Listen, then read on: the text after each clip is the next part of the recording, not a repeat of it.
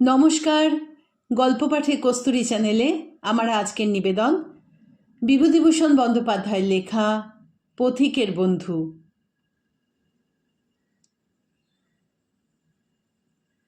মহকুমার টাউন থেকে বেরুলাম যখন, তখনই বেলা যায়। কলকাতা থেকে আসছিলাম বরিশাল এক্সপ্রেসে। বারাসাত স্টেশনে নিতান্ত অকারণে বরিশাল এক্সপ্রেস 40 মিনিট কেন যে দাঁড়িয়ে রইল দারু ব্রহ্মবৎ অনর অবস্থায়, তা কেউ বলতে পারলে না।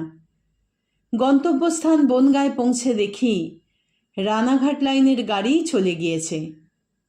বেলার দিকে চাইলাম, বেশ উঁচুতেই সূর্যদেব। লিচুতলা ক্লাবে খানিকটা বসে আড্ডা দিয়ে চা খেয়ে ধীরে সুস্থে হেঁটে গেলেও এই 5 মাইল পথ সন্ধ্যার আগে অতিক্রম করতে পারা কঠিন হবে না। রামবাবু, শ্যামবাবু, যদু ও মধুবাবু সবাই বেলা 5টার সময় ক্লাবে বসে গল্প করছিলেন। আমায় দেখে বললেন, এই যে বিভূতি, এই সময় কোত্থেকে? কলকাতা থেকে। বাড়ি যাবে? ট্রেনে গেলে না? ট্রেনটা ফেল হয়ে গেল। Barishal express 40 minute late. এসো, খুব ভালো হয়েছে এক্সপ্রেস লেট হয়ে। বসো, চা খাও। তারপর গল্প গুজবে সময় হু হু করে কেটে গিয়ে কখন যে গোধূলির পূর্ব মুহূর্ত উপস্থিত হয়েছে তা কিছু বলতে পারিনি। যেতে হবে এখনো অনেকটা রাস্তা। আর দেরি করলে পথেই অন্ধকার হয়ে যাবে।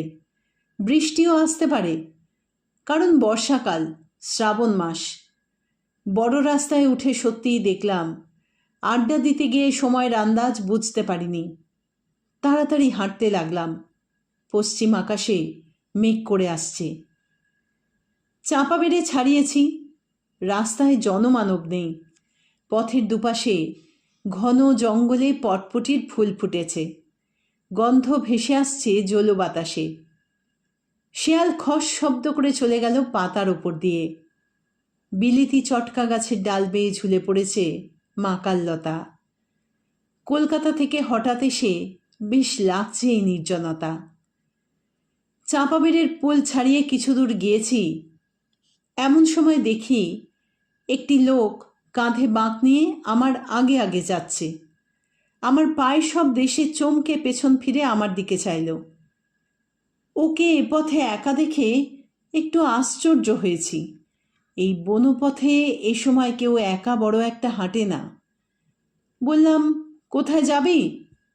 আগে গোপালনগরে। বাঁকে কি রে?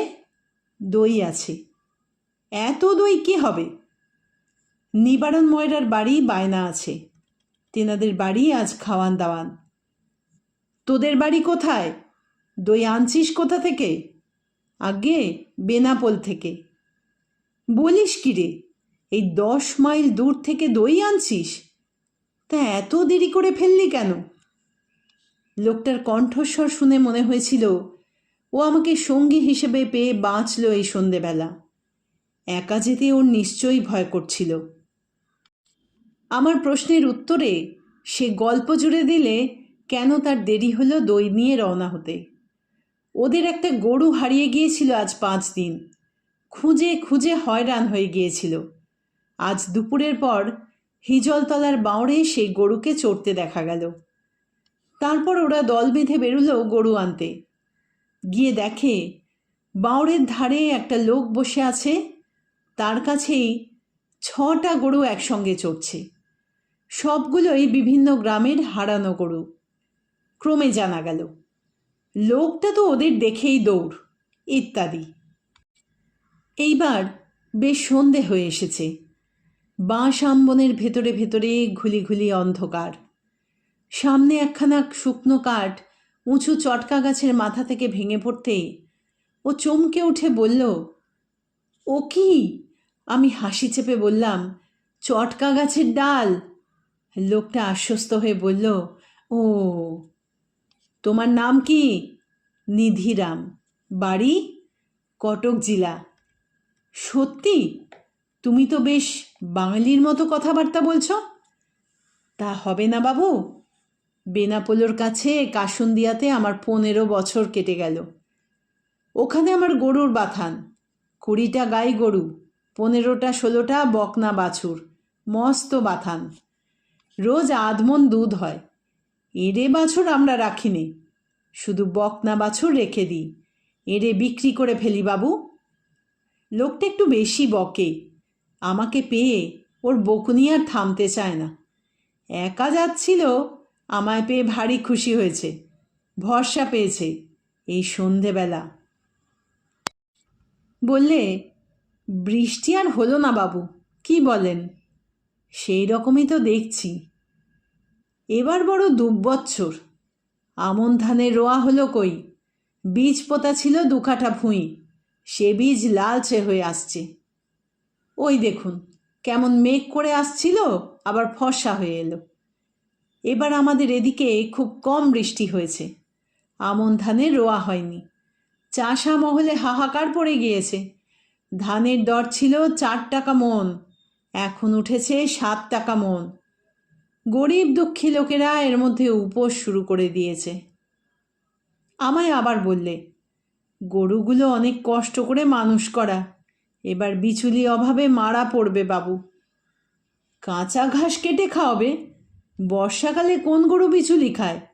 সবই কাঁচা ঘাস খেয়ে বাঁচে।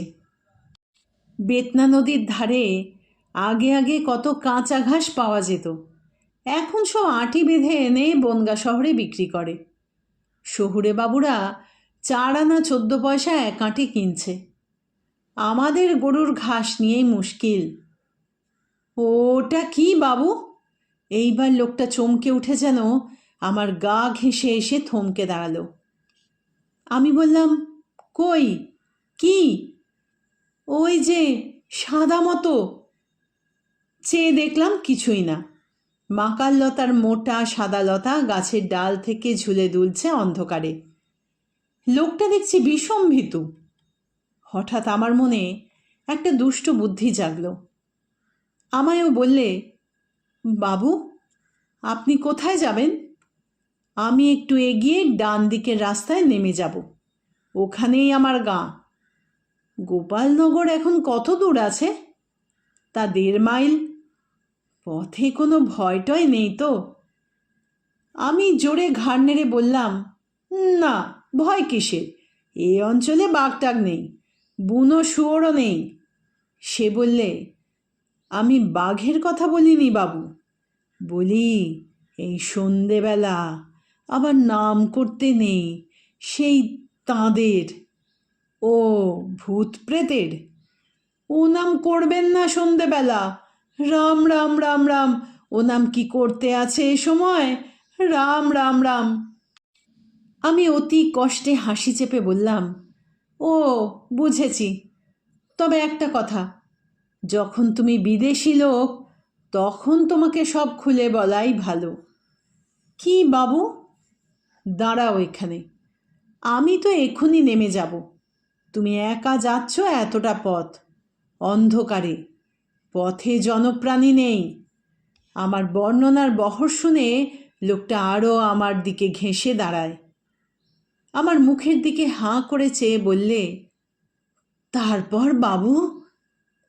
তারপর আর কি, তোমাকে বলা আমার উচিত নয়, কিন্তু যখন জিজ্ঞেস করলে তখন না বলাটাও তো ঠিক নয়, বিশেষ করে একা যখন যাচ্ছ, সঙ্গে নেই লোক। ওই যে একটা সাঁকো আছে রাস্তার ওপর বনের পাশে, ওই সাঁকোটা বড় খারাপ জায়গা। কেন বাবু?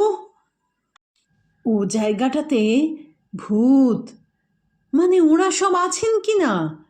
পাশে যে বড় বাগান, ওটার নাম গয়ালদরের আম বাগান, বড্ড খারাপ জায়গা। অনেক দিন আগে, তখন আমি ছেলে মানুষ, একবার একজন এই তোমার মতো বিদেশি লোক একটা যাচ্ছিল গোপালনগরে সন্ধ্যের পর। তার পরদিন সকালবেলা দেখা গেল কিসে তার ঘাটটা ভেঙে মেরে ফেলে রেখেছে সাঁকোর তলায়। এ আমার নিজের চোখে দেখা। কথাটা তোমায় বলা উচিত নয়, তবে যখন জিজ্ঞেস করলে তখন চেপে রাখাও তো উচিত নয়। একটা বিপদ হতে দেরি লাগে না, তখন তুমি বলতে পারো, বাবু আপনি জেনে শুনেও আমায় বলেননি কেন? সন্ধ্যের পর কেউ ও পথে যায় না, প্রাণ হাতে করে যেতে হয়। আজ বছর 2 আগে এক রাখাল ছোড়া দিন দুপুরে অজ্ঞান হয়ে পড়েছিল সাঁকোরতলায়। যাক, সে তুমি রাম রাম বলতে বলতে চলে যাও, কোনো ভয় নেই। বাবু আপনি কি নেমে যাবেন? হ্যাঁ, আগে আমার গায়ের রাস্তা নেমে গেল, আমি এইবার চলে যাব। তাই তো বাবু, একা আমি যাব কি করে?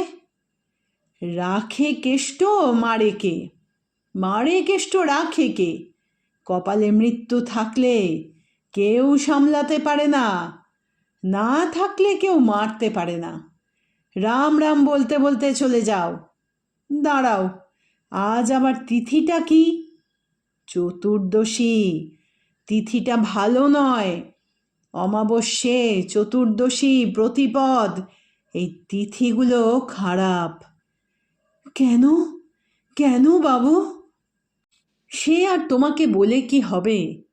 তুমি সন্ধ্যের অন্ধকারে এক রাস্তার ওপর, যেতে হবে এখনো তোমায় একক্রোশ পথ। ক্রমশ ঘুটঘুটে অন্ধকার হয়ে আসছে। তবে তোমায় বলা আমার উচিত, বিদেশি লোক, তোমায় সব কথা খুলে না বলাটাও ঠিক নয়। একটা বিপদ হতে কতক্ষণ, তখন তুমি আমায় দোষ দিতে পারো। এই সব তিথিতেই ভূত, প্রেত, পিশাচ, ব্রহ্মদত্তী।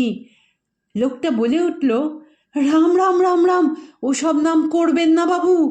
মানে ওরা সব বার হয়ে থাকেন কি না? তাই নাকি? তবে তো। আবার কি জানো, এই চতুর্দশী তিথিতে গলায় দড়ি দিয়ে অপমৃত্যু ঘটেছে এমন ভূতেরা বার হয়। আমি একবার বড় বিপদে পড়েছিলুম। লোকটা আড়ষ্ট সুরে বললে, কি বাবু? একটা শ্মশানের ধার দিয়ে সেবার যাচ্ছিলাম। সেও এক ভূত চতুর্দশী তিথি। দেখি যে অন্ধকারে গাছের ডাল থেকে কি যেন একটা ঝুলছে।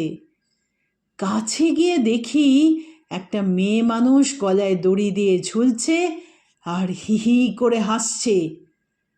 লোকটা আঁতকে উঠে বললে, কি সর্বনাশ! যাক, ওই আমার রাস্তা নেমে গেল। আমি চললাম এবার। যাও তুমি, একটু সাবধানে যাও, সাবধানের মার নেই। কথা শেষ না করেই আমি আমাদের গ্রামের পথে নেমে পড়লাম। ও কাঁদো কাঁদো সুরে বললে, বাবু আমাকে একটু এগিয়ে দিয়ে সাঁকোটা পার করে দেন যদি। আমি শিউরে বলে উঠি, আমি? আমার কম্য নয়, আমাকে তারপর এগিয়ে দেবে কে? বাবারে, প্রাণ হাতে করে যাওয়া ওসব জায়গায়, একে আজ ভূত চতুর্দশী। রাম রাম রাম রাম। তুমি চলে যাও একটু জোর পায়ে, আবার রাস্তাও তো কম নয়, তোমাকে যেতেও হবে 1 মাইল 1.5 মাইল রাস্তা, আর এই অন্ধকার।